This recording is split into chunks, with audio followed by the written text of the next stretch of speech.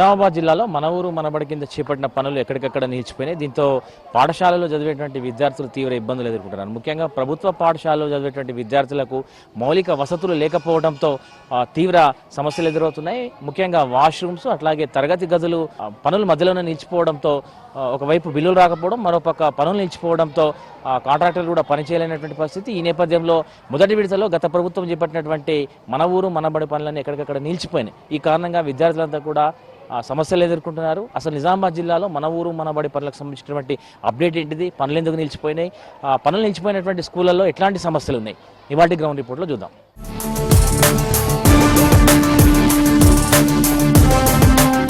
నిజామాబాద్ జిల్లాలో మొత్తం స్కూల్స్ అన్ని కలిసి అంటే ప్రైమరీ హై స్కూల్స్ కలిసి దాదాపు 1156 స్కూల్స్ ఉన్నాయి. ఈ స్కూళ్ళల్లో మొదటి విడతలో 1/3 అంటే దాదాపు 336 స్కూళ్ళని మన ఊరు మనబడి కింద పనులు చేపట్టిర్రు. దాదాపు నిజామాబాద్ జిల్లాకి మొదటి విడతలో 2 కోట్ల రూపాయల నిధులు మంజూరు చేశారు. ఆ తర్వాత విడతల వారీగా కొంత మేరకు దాదాపు 40 నుంచి 42 కోట్ల వరకు ఇప్పటికే కాంట్రాక్టర్లకు చెల్లించారు. కానీ పనులు మాత్రం ఎక్కడికక్కడ నిలిచిపోయినాయి. దానికి ప్రధాన కారణం ఏంటంటే సకాలంలో నిధులు రాకపోవడము, దానికి తోడు కాంట్రాక్టర్ల నిర్లక్ష్యం. సో ఇట్లాంటి సమయంలో పిల్లలకు కొంత ఇబ్బందులు అవుతున్నాయి. ముఖ్యంగా ఇంటర్వెల్ సమయంలో విద్యార్థులు మరుగుదొడ్లకు వెళ్లేటువంటి క్రమంలో చాలా సమస్యలు ఎదుర్కొంటున్నారు. మనం చూస్తున్న విజువల్స్ లో ప్రభుత్వ పాఠశాల మాక్లూరు మండలం అమరావతి స్కూల్లో ఉన్నాము. ఈ స్కూల్ కు సంబంధించి విద్యార్థుల్ని మనం చూస్తే వాష్రూమ్స్, పిల్లలకు సరిపడా వాష్రూమ్స్ దాదాపు 236 మంది స్టూడెంట్స్ ఉన్నటువంటి స్కూల్లో కేవలం 2 వాష్రూమ్స్ మాత్రమే ఉన్నాయి. దీంతో పిల్లలంతా కూడా ఇట్లా క్యూలో నిల్చోవాల్సి వస్తుంది. ఒకరి తర్వాత ఒకరు వాష్రూమ్ ను వాడుకోవాల్సినటువంటి సిచ్యువేషన్ ఏర్పడింది. దీంతో పిల్లలంతా కూడా చాలా ఇబ్బంది పడుతున్నారు. చాలా మంది పిల్లలు ఉన్నారు. మాట్లాడడం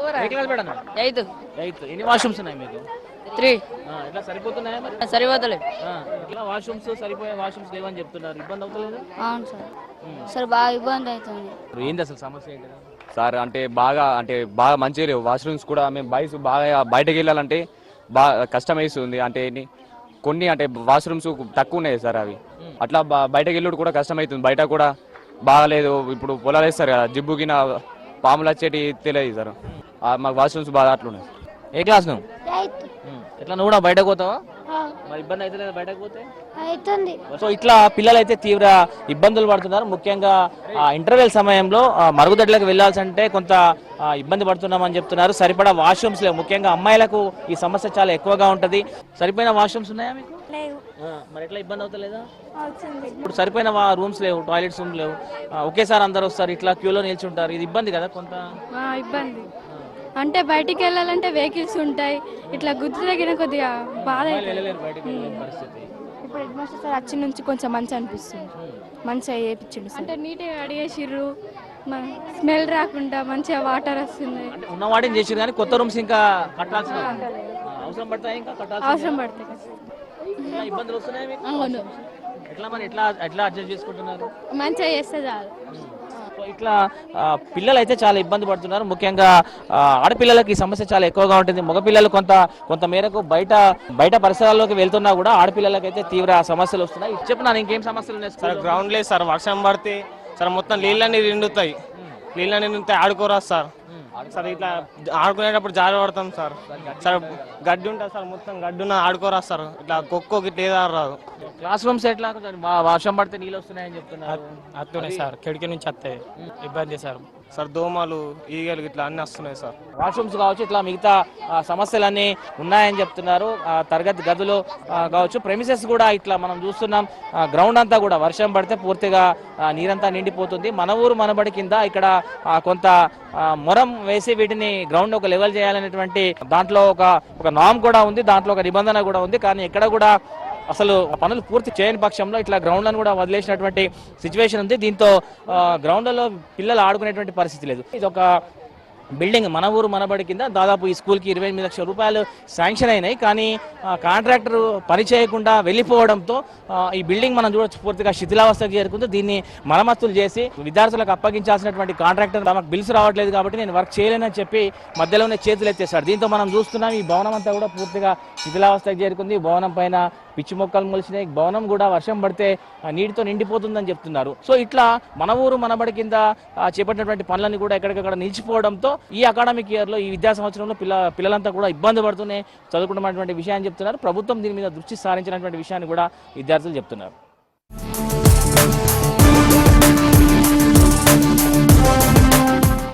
నిజామాబాద్ జిల్లాలో మన ఊరు మనబడి కింద చేపట్టిన పనులు నిలిచిపోవడంతో నిర్మాణంలో ఉన్నటువంటి లేదా రిపేర్ వర్క్ మొదలుపెట్టినటువంటి పాఠశాల భవనాలు ఏవైతే ఉన్నాయో అవి అసంపూర్తిగా మిగిలిపోయినాయి. మధ్యలోనే కాంట్రాక్టర్లు చేతులెత్తేసారు. దీంతో మొదలుపెట్టినటువంటి పనులు అట్లాగే ఉండిపోవడంతో పిల్లలకు తరగతి గదుల షార్టేజ్ కూడా ఏర్పడుతుంది. చాలా స్కూళ్లలో గతంలో ల్యాబ్స్గా లేకపోతే ఇతరత్ర అవసరాలకు వాడినటువంటి గదుల్నే ఇప్పుడు తరగతి గదులుగా వాడుతున్నారు. మనం అమరావతి స్కూల్లో చూస్తున్నాం. ఇది గతంలో సైన్స్ ల్యాబ్గా వాడినటువంటి ఒక రూమ్ని అక్కడ మన ఊరు మనబడి కింద చేపట్టిన వర్క్ కంప్లీట్ కాకపోవడంతో ఈ గదిని తరగతి గదులుగా వాడుతున్నారు. ప్రస్తుతం ఇందులో 6th క్లాస్ స్టూడెంట్స్ పాఠాలని నేర్చుకుంటున్నారు.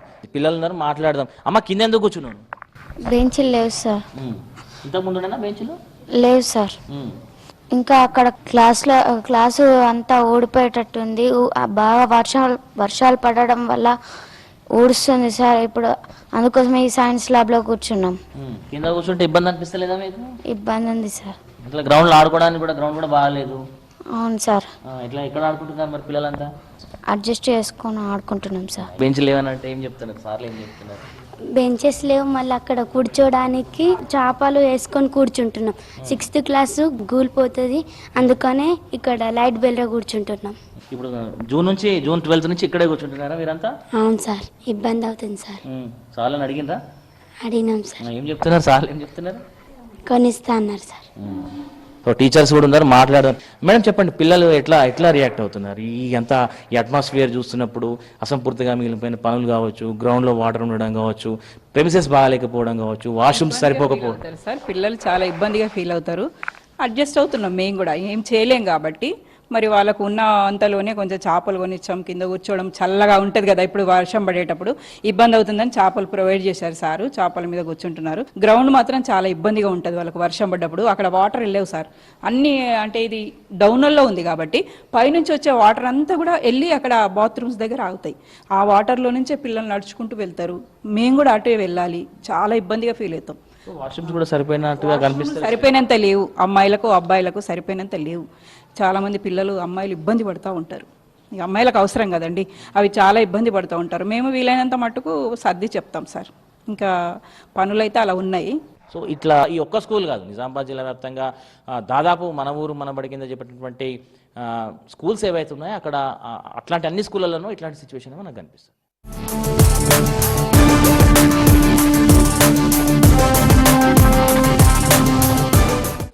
ప్రభుత్వ పాఠశాలల్లో కిచెన్ గదుల నిర్మాణం ఇంకా జరగలేదు. చాలా చోట్ల అంటే మన ఊరు మనబడి కింద కూడా పనులు టేకప్ చేశారు, కానీ పనులు ఎక్కడ జరగలేదు. తరగతి గదులనే మధ్యలోనే నిలిచిపోయినాయి. ఇక అట్లాంటిది కిచెన్ గదుల నిర్మాణం జరుగుతుందని మనం ఊహించడం కూడా కొంత అత్యాశ అవుతుంది. ఈ స్కూల్లో ఏం సమస్య ఉందో వాళ్ళకి తెలుసుకుందాం. అమ్మ, మీకు కిచెన్ రూమ్ ఉందా? లేదు సార్, కిచెన్ రూమ్ లేదు, జీతాలు అత్తలేవు సార్. ఇక ఏం సౌకర్యం లేదు సార్. అప్పులు తెచ్చుకుంటా పెట్టుకుంటున్నాం సార్, లక్షలు. మరి ఇప్పుడు ఎక్కడ వండుతున్నారు?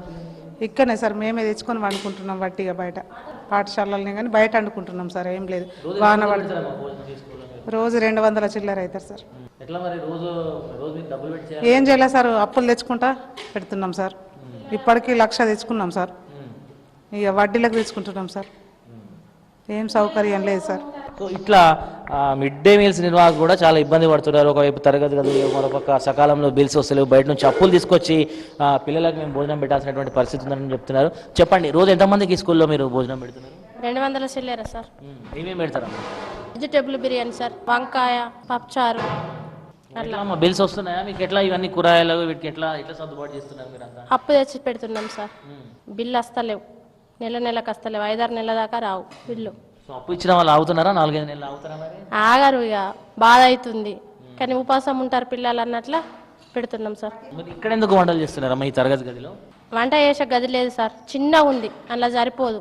గది లేదని స్కూలు చెప్పే పాఠశాలలో వంట చేస్తున్నాం సార్. కొత్త గది కడతామని చెప్పిన అంటున్నారు కానీ ఏది లేదు సార్, ఇంకా కట్టలేరు సార్. సో ఇట్లా మనం ఉన్నటువంటి గది కూడా గతంలో తరగతి గది, మన ఊరు మనబడి కింద పనులు నిలిచిపోవడంతో ఈ తరగతి గది బాగాలేదన్నటువంటి ఉద్దేశంతో ఉపాధ్యాయులు స్టూడెంట్స్ని ఒకే గదిలో, అవసరమైతే ఒకే గదిలో 2 తరగతులను కూడా కూర్చోబెట్టి సర్దుబాటు చేసినటువంటి పరిస్థితులు ఉన్నాయి. సో అట్లా ఖాళీగా ఉన్నటువంటి గదుల్ని కిచెన్ లాగా వాడుతున్నారు. ఇక్కడే వంటలు చేసి పిల్లలకు మధ్యాహ్నం భోజనం అందించేటువంటి ప్రయత్నం చేస్తున్నారు. వారు కూడా చాలా సమస్యలు ఉన్నాయని చెప్తున్నారు. మిడ్ డే మీల్స్ సంబంధించినటువంటి బిల్స్ రావట్లేదు, రూమ్స్ లేవు, తమకు కూడా కొంత ఫెసిలిటీస్ కల్పించాలనేటువంటి విషయాన్ని మధ్యాహ్న భోజన నిర్వాహకులు చెప్తున్నటువంటి నేపథ్యాన్ని మనం చూస్తున్నాం.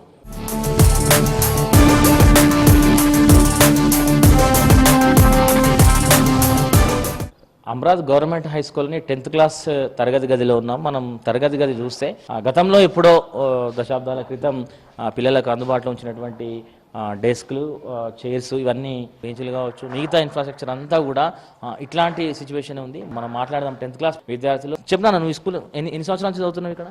5 years అవుతుంది ఏమేమి సమస్యలు ఉన్నాయి మీకు? సార్. ఈ బెంచ్లన్నా ఇట్లా సరిగా లేవు సార్. మేము 70 members ఉంటాం సార్. కమెండ్ అయినప్పుడు మేము 4 members 5 members కూర్చుంటాం సార్. సార్ బాగా అవుతుంది మొత్తం క్లాస్లో హోంవర్క్ రాసుకురా సార్. ఎఫ్ఎనేనా సార్ ఇలా ఉంటుంది సార్. వాష్రూమ్స్ అనేది అవి బాగాలేవు. ఏమేమి సమస్యలు ఉన్నాయి? మాకు అన్ని ఇరిగిపోయిన బెంచ్లు ఉన్నాయి సార్, పాతయి. మేము ఎప్పటి నుంచో 6th క్లాస్ నుంచి చదువుతున్నా సార్ నేను ఇక్కడ. సార్ మాకు గ్రౌండ్ కూడా చిన్నగా ఉన్నది సార్. కబడ్డీ, ఖోఖో అన్ని ఆడడానికి ఇబ్బంది అవుతుంది సార్ కొంచెం. గ్రౌండ్లో ఏమో సార్ ఇట్లా నీళ్ళు వస్తాయి కదా సార్, అప్పుడు పాము పుట్టలు ఇట్లా ఉంటాయి సార్, అన్ని పాములు వస్తాయి సార్. సార్ అందరు ఇట్లా బయటకు ఆడుకోరాదు సార్, అందరు లోపట్లోనే ఉంటారు సార్. పుట్టలలో పాములు కనిపించినాయి సార్ ఒక్కొక్కసారి వస్తాయి సార్, చూసినాం. సరే మరి సార్ వేస్తాయి సార్, అందుకోసం బయటకు ఆడాం సార్, లోపట్లోనే ఉంటాం సార్. ఇంకా లంచ్లకి ఇట్లా రూమ్లు అంతా నీళ్ళుగా ఆడతాయి సార్, మొత్తం మంచిగా ఉండదు సార్. టాయిలెట్ దగ్గర బాధ అవుతుంది సార్. అందరూ బయటకు వెళ్ళినాం మొన్నటిదాకా. అయితే తెచ్చాం సార్, వచ్చిన కొత్త తెచ్చాం సార్. అయితే మాకు దాతలతోని కొన్ని సహకారాలు చేపించిండు. అయితే ఇప్పుడు టాయిలెట్స్ కింద సరిపోతలేవు సార్, బయటకు వెళ్తున్నాం. ఇంతకుముందు మేము గేమ్స్ August 15th రోజు గేమ్స్ ఆడుకుందామంటే జాగలేదు, మొత్తం వాటర్ నిండిపోయినాయి. మేమే అందరం పౌడర్లు తీసుకొని ఇట్లా క్లీన్ చేసేసుకొని ఆడుకున్నాం. అన్ని ఒక్క ప్లేస్లోనే, వాలీబాల్ ఒక ప్లేస్లోనే, కబడ్డీ 3 ఒక దాంట్లోనే పెట్టేశారు మొత్తం గ్రౌండ్. 15th August వచ్చింది. అవును సార్, మళ్ళీ క్లీన్ చేసుకోవాలా మళ్ళీ మేమే. అమరాజ్ స్కూల్ హెడ్ మాస్టర్ మనతో ఉన్నారు సార్. ఎట్లా సమస్యలు ఏం చెప్తున్నారు పిల్లలు? అయితే నేను ఈ అమరాద్ పాఠశాలకు ఎప్పుడైతే వచ్చిన తర్వాత ఈ పాఠశాలలో అనేక రకాలైనటువంటి సమస్యలు నేను ఎదుర్కోవడం జరిగింది. నేను వచ్చిన కొత్తలో ఇక్కడ ఉన్నటువంటి మా టీచర్స్, లేడీ టీచర్స్ కానీ, అమ్మాయిలు కానీ, అబ్బాయిలు కానీ, వీళ్ళందరూ కూడా బయటకు వెళ్ళేవాళ్ళం. అంటే బయటకు వెళ్ళేసేసి వేరే వాళ్ళ ఇళ్ళకి వెళ్ళేసి వచ్చినటువంటి పరిస్థితి ఇక్కడ చూసిన. ఇక్కడ మా దగ్గర మన ఊరు మనబడి కింద దాదాపు 26-28 లక్షల వరకు ఇక్కడ శాంక్షన్ అయి ఉన్నాయి సార్. కానీ వర్కులు అసంపూర్తిగా కంప్లీట్ చేసి అసలు కాంట్రాక్టర్ వాళ్ళు చేయకపోవడం వల్ల ఆ ఫండ్ కూడా రిటర్న్ వెళ్ళిపోవాల్సిన పరిస్థితి ఏర్పడ్డది. ఎంతో మంది దాతల వాళ్ళ సహకారం, తర్వాత మేము టీచర్లము సొంతగా కాంట్రిబ్యూషన్ చేసుకుని పిల్లలకు మరుగుదొడ్లను రిపేర్ చేయించి, వాష్రూమ్ను రిపేర్ చేయించి ఇవాళ మా స్కూల్లో పిల్లలకు చిన్న వాటి అందిస్తున్నాం. ఇక్కడ దోమలు ఇవన్నీ వచ్చినటువంటి గ్రాండ్స్తో జాలీలు కొట్టిపించినాము. ఇట్లా చిన్న పనులు మేము చేయగలుగుతాం. కానీ ఈ విధంగా అసంపూర్తిగా ఉన్నటువంటి ఈ బిల్డింగ్స్ కానీ, లేకపోతే పిల్లలకు ఇప్పుడు వర్షాకాలము నీరు గారుతున్నాయి బిల్డింగ్స్ అన్ని కూడా, మరి గ్రౌండ్ సరిగ్గా లేదు. టోటల్ గ్రౌండ్ అయితే అసలు చాలా ఇబ్బంది పడుతున్నాం సార్. మాకు చాలా బాధగా ఉంది. పిల్లలు సమస్యలతో మీ దగ్గరకు వస్తున్నప్పుడు అంటే వాళ్ళు ఎట్లా రియాక్ట్ అవుతున్నారు? వాళ్ళ పేరెంట్స్ కావచ్చు, పిల్లలు కావచ్చు. వాస్తవంగా నేను నా కళ్ళల్లో నీళ్ళు వచ్చినాయి స్టార్టింగ్ లో వచ్చినప్పుడు. ఆడపిల్లలు బయటకు వెళ్తున్నారు. ఈ రోజు మనం చూస్తున్నాం సమాజంలో అనేక అరాచకాలు జరుగుతున్నాయి. ఒకవేళ అలాంటి అరాచకాలు ఏమైనా జరిగితే వాళ్ళ దానికి బాధ్యత ఎవరు వహించాల్సిన పరిస్థితి ఉంటుంది చెప్పండి? నిజంగా మా కళ్ళల్లో నీళ్ళు మట్టుకు వచ్చినాయి. ఎందుకంటే ఆడపిల్లలు అందరూ బయటకు వెళ్ళినటువంటి పరిస్థితులు ఇక్కడ మేము చూసినాం. మాకు ఒక NRI దాతల సహకారంతో ఏం చేసామంటే ఉన్న వాటిని మేము రిపేర్ చేసుకున్నటువంటి పరిస్థితి వల్ల మాకు వచ్చింది. కాబట్టి ఇక్కడైనా కానీ మాకు ఖచ్చితంగా టాయిలెట్స్, తర్వాత అడిషనల్ క్లాస్ రూమ్స్ మాకు అవసరం ఉన్నాయి. ఆడపిల్లలు, ముఖ్యంగా ఆడపిల్లలకు ఎన్నో శారీరక సమస్యలు ఉంటాయి, వాళ్ళు కింద కూర్చుంటారు. మరి అలాంటి పరిస్థితి ఇక్కడ నెలకొన్నది. దయచేసి మాకు డెస్క్ బెంచెస్ కూడా మాకు ప్రొవైడ్ చేస్తే బాగుంటుంది అని చెప్పేసి. మాకు ఇంకొక దరిద్రం ఏంటంటే ఇప్పుడు ఏదైతే అమ్మ ఆదర్శ పాఠశాల కింద కొన్ని స్కూళ్ళు నూతనంగా సెలెక్ట్ చేయడం జరిగింది. అయితే మేము ఈ పాఠశాల గతంలో మన ఊరు మన బడిలో ఉండడం వల్ల ఇవాళ అమ్మ ఆదర్శ పాఠశాల మా పాఠశాల లేకపోవడము నిజంగా మాకు ఇంకా మూలిగా నక్కపోయిన తాటికాయ పడ్డట్టు ఇంకా మాకు బాధ ఉంది సార్. కాబట్టి మేము స్థానికంగా ఉన్నటువంటి ప్రజాప్రతినిధులకు కావచ్చు, అధికారులకు కావచ్చు, నేను ఒక హెడ్ మాస్టర్గా నా ఆవేదన నేను వ్యక్తం చేస్తున్నా. మా పాఠశాలను మీరు బాగు చేస్తారన్న నమ్మకము నేను తెలియజేస్తున్నాను సార్. నిజామాబాద్ జిల్లాకు సంబంధించి మన ఊరు మనబడి పనుల్ని తిరిగి ప్రారంభించాలా, ఎక్కడైతే నిధులు ఆగిపోయినాయి వాటికి నిధులు కేటాయించాలా, పనులు ఆగిపోయినటువంటి పనులు కూడా కంప్లీట్ చేయించాలన్నటువంటి డిమాండ్ అయితే ముఖ్యంగా స్టూడెంట్స్ నుంచి, పేరెంట్స్ నుంచి, అట్లాగే సంబంధిత సిబ్బంది నుంచి కూడా మనకు వినిపిస్తున్నటువంటి అంశంగా కనిపిస్తుంది. సో ఇది ఓవరాల్గా నిజామాబాద్ జిల్లాలో మన ఊరు మనబడి కింద పనులు నిలిచిపోయినటువంటి సిచ్యువేషన్, తద్వారా ఏర్పడుతున్నటువంటి సమస్యలకు సంబంధించినటువంటి గ్రౌండ్ రిపోర్ట్. కెమెరా పర్సన్ రాజేష్తో రజనీకాంత్, V6 న్యూస్, నిజామాబాద్ జిల్లా నుంచి.